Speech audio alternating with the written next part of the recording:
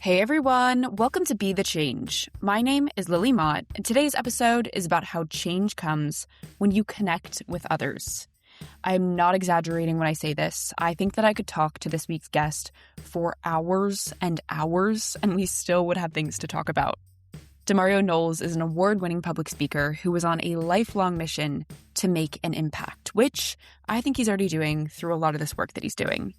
De-Mario's energy, storytelling, and his passion for his work made this such a fun conversation. So I'm going to stop talking, and we can just get started right away with this episode featuring De-Mario Knowles.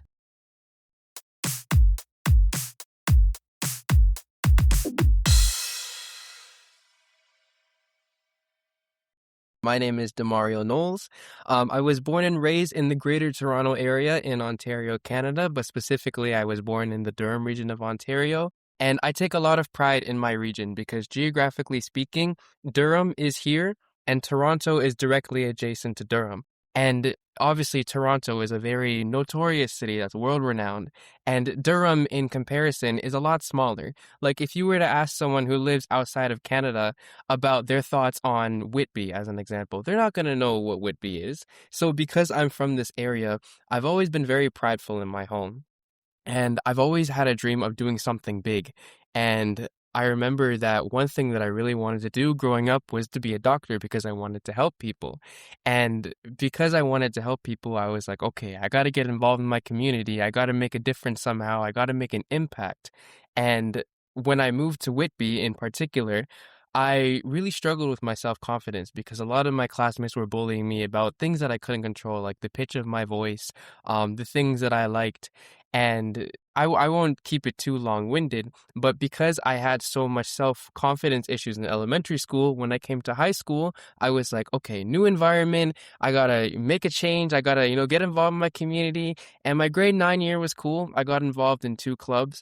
Grade 10, it started out amazing. I got involved in 6 different clubs. I was in my school board, student senate, everything was good. And then March 2020 came around. And I'm walking home with some of my friends, and I call my best buddy Riaz. The Ontario government was like, we just got an extra week off from March break for COVID. And me and Riaz are on the phone like, yes, let's go. Because when you're a teenager, as much as I'm a pre-medical student right now, when you're a teenager, you don't want to go to school, especially if it's March break, you want to stay home. So I'm on the phone with Riaz, and I'm like, yes, let's go. We got an extra time off of school. And then one extra week turned to an extra month, and then an extra month eventually turned into me finishing my last 2 years of high school virtually. And I was devastated because I was finally getting involved in my community, and now everything that I had was now gone and off the grid. And I attached myself so strongly to these things, and with them now gone, I felt once again devastated. But I remember I was fast-tracking grade 10 English, or grade 11 English, sorry, and I had to make a podcast assignment. And going on YouTube allowed me to stumble upon this artist named Dax, who did public speaking and poetry in order to make an impact in his community before he became an artist. So teenage DeMario was like, okay, I want to be just like Dax, and I want to make music to inspire people. I'm no singer, don't get me wrong, but I am now a public speaker and a poet.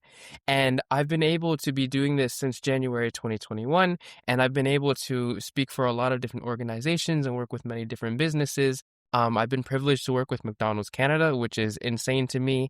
I've worked with OVO Sound, which is Drake's record label, a bunch of other organizations that I can't even imagine. And I've been privileged to win 8 different awards in my time of doing this thing. To me, it's still crazy to me because I do everything that I do in the same bedroom that I'm in right now. Like, I've been doing this for about 5-ish years now, just in my same bedroom that we're speaking in to this day.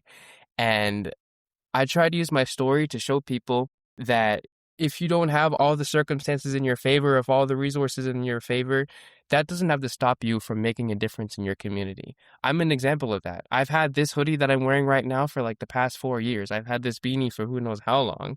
And I've been in this room that I'm in right now since like 2000 and like what, 4 or 5, whenever I was born. And I humbly have been privileged to do some pretty cool things that I never thought I would have been able to do when I started this thing.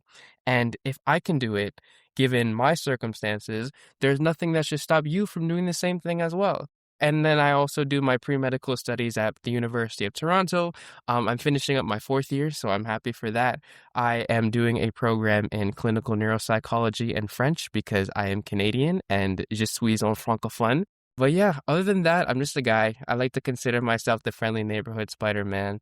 Me and my best friend Tarek Danawi, he's my go-to camera guy. We go around, we do all of our work together and share it on our social media pages and websites. So I just try to make a difference in my community. I'm just a guy at the end of the day. I love that. I think that that was a wonderful introduction, and you answered like four of my questions. So, um, My no, fault, my fault, yeah, my no, fault, that was my fault. perfect. That was perfect. Can you tell me about this combination of doing media and doing public speaking, and then also doing a pre-med? I think it's incredible. I think that that is such a cool combination. And I've met very few people who I would say kind of have both of these worlds colliding for them. I think it's so cool. So can you tell me a little bit about that? How do you balance those things? How do you see them maybe coming together sometimes? Big questions there, but I'd love to ask you about that. Yeah, I love this question so much because this really relates to my origin story. So growing up, I've always been a social person if I feel comfortable with the person I'm speaking to. But if I'm present in the situation initially, I become very introverted. So being in the public space was not something common to me. Academically speaking, I've been trying to become a doctor since I think the fourth grade. So that kind of felt not natural to me in the sense where it was like, oh, biology and psychology and all these stuff, they're intuitively natural to me. Like I had to put the effort to understand what I was doing, but my mentality was that this is the stepping stone for where I want to be. So I was like, if I can get good at this, then that can get me to where I want to be. So the sciences was just a part of school. That was really integrated in my life from there. The real big culture shock was the public speaking and poetry side of things because believe it or not, everything that I do now for impact started out as an accident. Because when COVID happened and I lost all my opportunities, I got involved in this nonprofit organization called A Teen Perspective, which was a local Canadian organization based in Durham, my home region. And the premise of the organization was to write journal articles written by teens for teens, hence the name A Teen Perspective. And their whole thing that they did was writing journal articles about current issues going on in the world, like COVID, stock market crashes, a bunch of other stuff. And I joined the organization in December 2020. And humbly speaking, I was very disengaged from a lot of the initiatives that was going on. So when the following month came in January 2021, I wanted to contribute. I wanted to carry my weight. And because the only type of media that we put out at the time was journal articles, our president, Siobhan Kelly, absolutely loved that woman, changed my life to this day. Siobhan gave us a message for Bella's Talk Day. And she was saying, it's coming up. Somebody should write a poem about mental health for Bella's Talk Day. And I immediately raised my hand because I want to get involved, a new opportunity. But then I immediately hated myself because, again, I'm a science student. I did not do any type of creative writing up until this point in my life outside the classroom. And for the stuff that I did do in the classroom, a lot of the stuff felt forced. So I felt like I was in a box and I couldn't explore. But I signed up for the job anyway, so I had to do it. So I was like, okay, I now need to write this poem about mental health. And I was like, here's how it's gonna go. Roses are red, violets are blue. And I was like, nah. Shakespeare's rolling in his grave right now. This ain't gonna work. I need to write something that has substance and that can relate to people. So I just wrote about how I felt about mental health. Basically, I wrote the poem about mental health, and I'm a very basic person. So I quite literally titled the poem, I wrote this poem about mental health. And I remember at the time we used to post all of our bodies of text on our website that we had, but there was just something that was resonating in me to post it on my Instagram. And it was very uncommon because at the time I was one of the teenagers that would throw up these all the time. So like this was not in my forte, okay? But I asked Siobhan if I could post it, and she said, go for it. And I'm like, okay, cool. So I posted it on a random night, and then I went to sleep, and I woke up the next day, and I got all of these messages from so many different people, basically saying things like, this poem makes me feel seen, this poem makes me feel heard, this poem resonates with me. These were comments that I was getting on the post, but one person sent me a direct message to my inbox, and what they said to me absolutely changed my perspective on life. They said that the poem that I wrote saved their life. because they lived in a household where they didn't have the opportunity to express how they were feeling with the struggles that they were going through to their parents because mental health was not something that was talked about in their household. And when I saw that, I was like, wow, that's insane to me because I just wrote out like 8 verses on a sheet of paper from Dollarama. So if I can do this just by writing the poem, I can do anything. And as I started to get a little bit of traction with this impact thing, I got really scared because I was, again, like I was a very introverted person. This was not something that I was used to. But it allowed me to once again help people in a way that I've always wanted to. And what I'm doing with the sciences now allows me to help people. So in both facets, I'm helping two different types of community, although one is a lot more of a long-term goal. But even then, I've still found ways to bridge the gap in the interim. Like, for example, a lot of people who suffer from mental health issues happen to be students. Who is a student? I am a student. So there's a lot of relatability that's there that I can speak with the students when I'm giving speeches to them. And it's been really effective if I'm speaking in a university setting, as an example, or a high school setting or an elementary setting, because I've either been through these positions or I'm in the position right now. And even to this day, I still get nervous sometimes. Like sometimes I'll be with Tarek on the road because he's my camera guy, and he'll be taking pictures of me, and I'm like, oh my gosh, I'm kind of nervy right now, but at the end of the day, I just want to inspire people to make an impact. And I know this was a very long-winded response, but it's just, both facets of my life in this duality allows me to help people. Once again, one is obviously more long-term. At the end of the day, it's just pursuing my passions. And that's what I try to tell other people to do as well. Pursue your passions. I've picked up the piano because I was like, you know what? I'm a Charlie Puth fan. We have the same birthday. I've come to find out that I have perfect pitch. I'm gonna learn the piano. Like nothing is stopping me. If I want to learn the piano, I can learn the piano. If you want to do taekwondo, you can do taekwondo. I'll sign up with you. I'll sign up with you if you want to do taekwondo.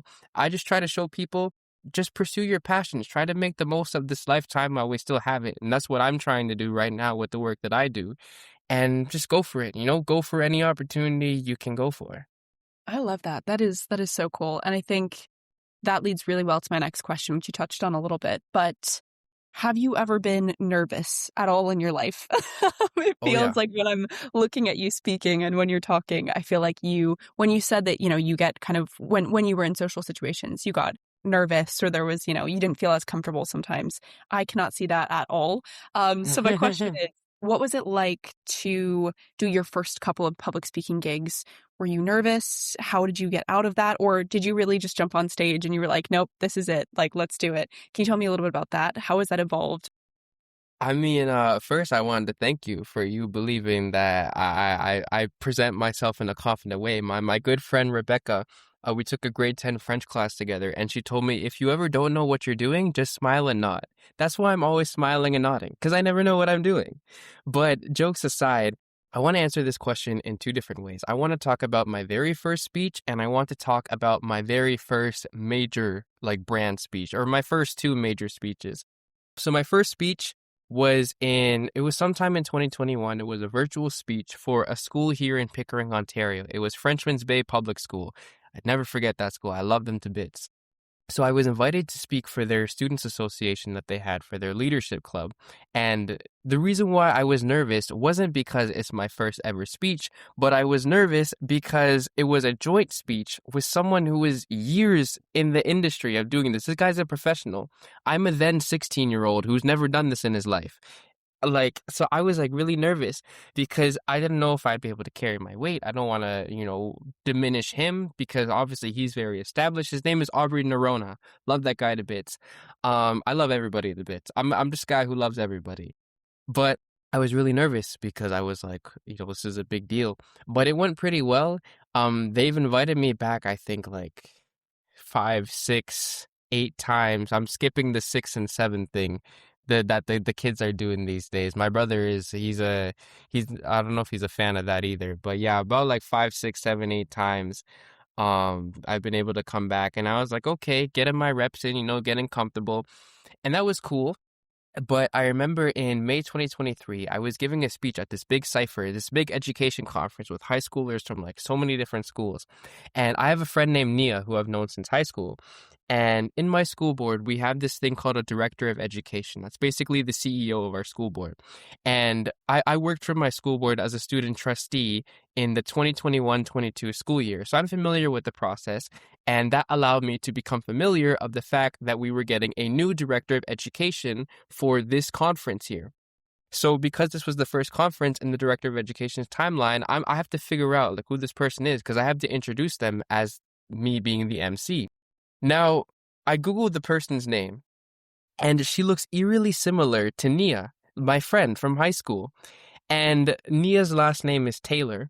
And the director of education, the second part of her hyphenated last name was also Taylor.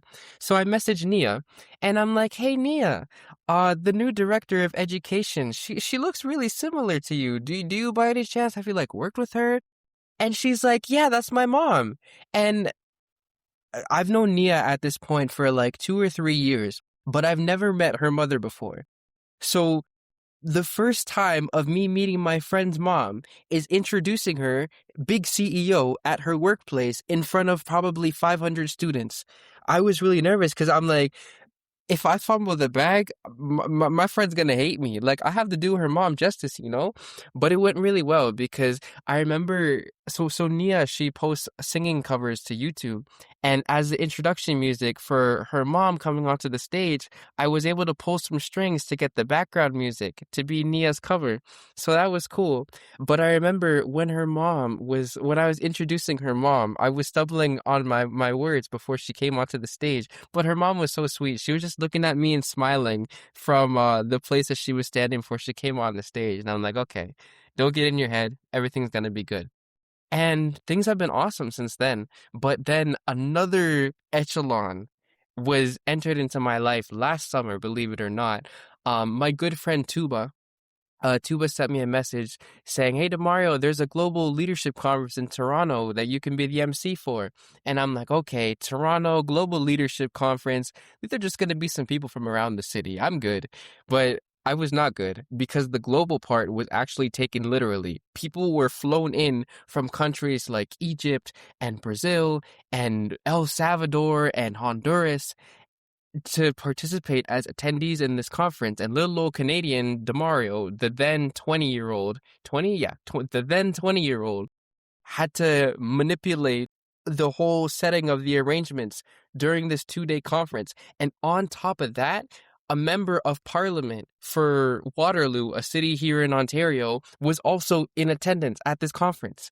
And I was so nervous because I was like, oh my gosh, this is a big deal. Like, I did not know this was going to be taken literally. But whenever I'm in a situation where there's formalities, to an extent, I like to create a more human aspect of operating. So when I was introducing the member of parliament, her name is Bardish Chagger. When I was introducing Bardish, I called her bestie. And I was really nervous because I was like, this is a very big gamble. But when I had to call her up onto the stage, I was like, hi, bestie. And she said, hi, bestie. And I was like, okay, let's go. Shout out humanity, shout out operating on a human basis, because if that really like struck me, I would have cried internally. But I think those 3 moments of my life were probably the most fear-inducing moments regarding school. But just not getting in my head during all 3 moments allowed me to really persevere through. And I mean, I've got to do some cool stuff that I'm humbled to be able to do.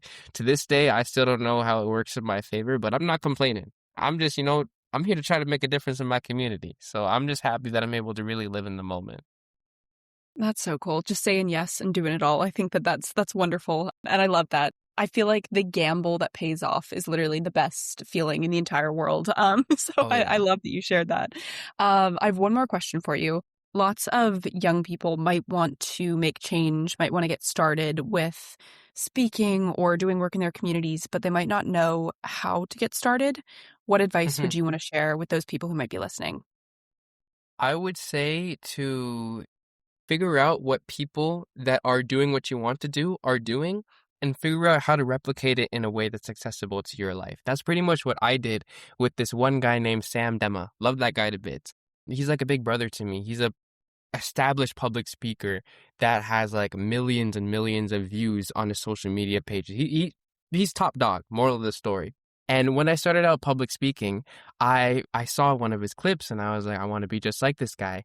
And I came to find out that geographically speaking, he lived about 15 minutes away from my house. So I was like, okay, this guy, he's like local, he's doing crazy things. I want to be just like him. And I was just like watching how he carried himself in like his posts and stuff, how he would do his outreach, how he would network with people. And I was trying to replicate it in my own way. Obviously, he has like a big grand scale of what he does. And in the short term, I'm not able to do things on as big of a scale as he is, but I can still do something.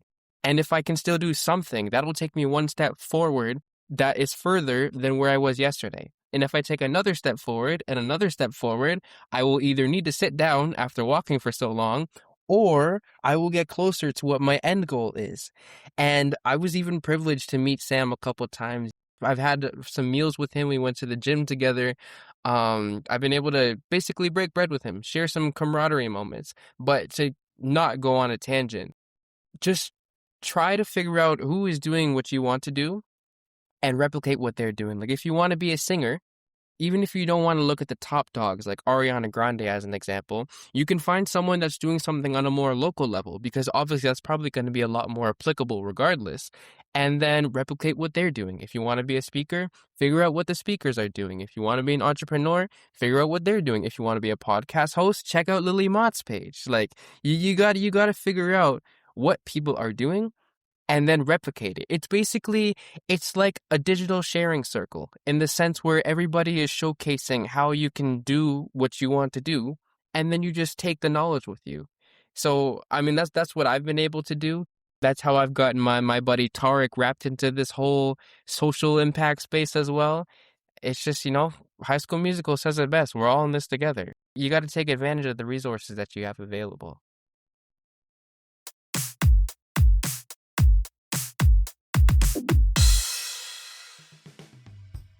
As I said at the beginning of this episode, I could have talked with De-Mario for so much longer. So maybe that means that we'll have to do a part 2 episode, do a little update on what De-Mario is up to right now.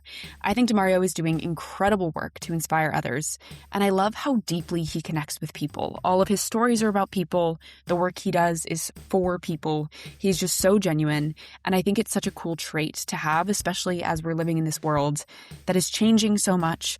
But I think it feels like it's becoming increasingly less personal and less human, at least to me. I think as AI and social media platforms and other technology develops, it's making me, and maybe you as well, feel like we're getting closer in some ways, but we're getting so much farther apart in other ways. So I think it's people like De-Mario that remind me of how important stories and communication and having real relationships with people are for us, because these very human things, these very tangible things, are the things that AI can't replicate. So with that, I want to end on a reminder to connect with others, talk with people, share your ideas, share your passions and your stories, and get to know new people, because you never know what could come of those connections. And I think De-Mario's work is proof of that. Keep De-Mario's story in mind and remember that change comes when you connect with others.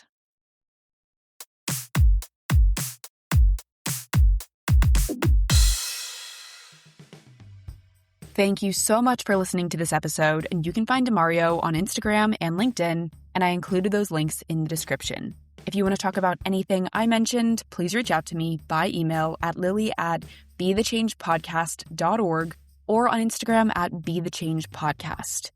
If you enjoyed this episode, I would really appreciate it if you could leave the podcast a rating and a comment, because it will help these stories to reach, educate, and inspire more people. And of course, I would love to hear your thoughts and feedback. Tune in for my next episode, but until then, be the change you wish to see in the world. Bye, guys.